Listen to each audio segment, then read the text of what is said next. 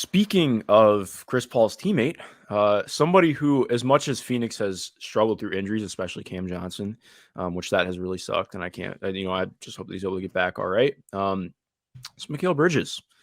Mikal Bridges has really impressed me this year. I think even just looking at his counting stats, they haven't immensely improved, but I think this is one where, in watching uh, how he's playing the game, it's been pretty clear that he's taken another step as a scorer.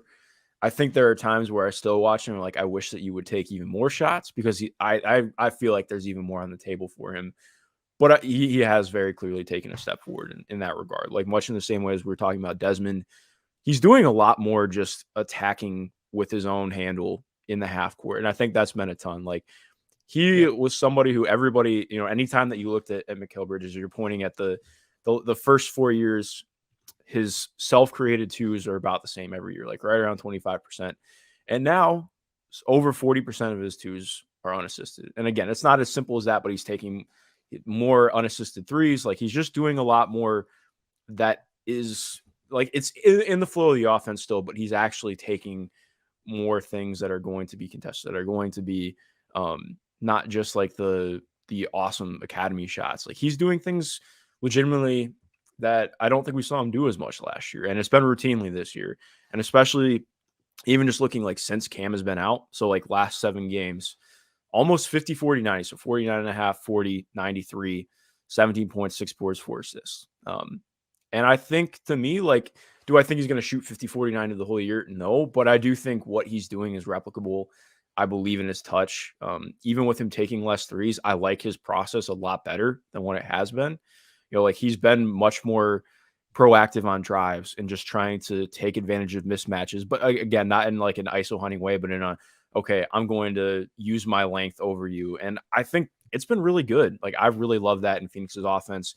It's one of those things where friend, like I don't know if you know Steve. I'm sure you know, like who Steve Jones Jr. is, but like he always mentions on the dunker spot, like you don't want to see injuries, but in some ways teams find something through it. And to me, I feel like as much as it has sucked seeing Cam out, like I had questions earlier this year where I was like, is Mikal really going to take that next step? Like I think prior to November, he'd taken double-digit shots just 4 times. And I was kind of questioning, like, are we just ever going to see any kind of scoring aggression improvement from him? And we are now. And to me, it feels concrete and something that's going to continue. So I do feel good about that. I would consider him, even if it's a smaller breakout, it's been really nice to see. And it makes me rethink his ceiling a little bit more.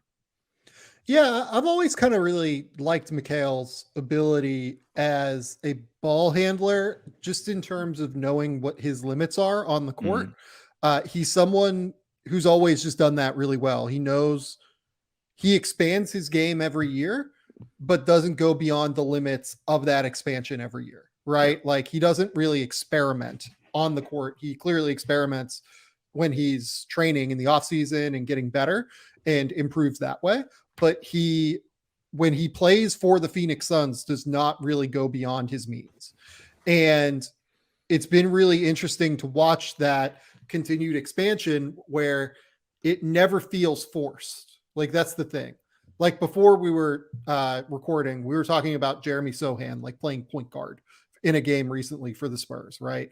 Like that feels forced in terms of what they're trying to develop from him by getting him experience on the court. Mikal Bridges has never really done that. He's never really expanded and like explored the studio space, right? And I'm all for teams like the Spurs doing that with guys like Jeremy Sohan.